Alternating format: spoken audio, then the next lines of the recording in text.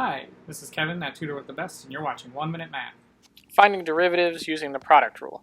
Recall that if we have a function defined to be f times g, or two functions multiplied together, we can find its derivative by taking the derivative of the first function times the second, plus the derivative of the second function times the first. Here's an example.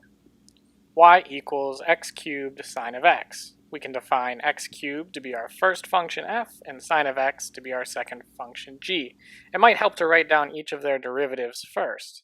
F prime is 3x squared, and g prime would be cosine x. Now we can compose y prime as the derivative of the first, 3x squared, times the second, sine of x, plus the derivative of the second, cosine of x, times the first, x cubed. We can rewrite this a little bit simpler as 3x squared sine of x plus x cubed cosine of x, but that's it for the product rule. You can obviously have a variety of functions multiplied together and use the product rule, so just remember this is only one example. If you'd like to see more videos like this, click subscribe, or check out the next video in the series by clicking below.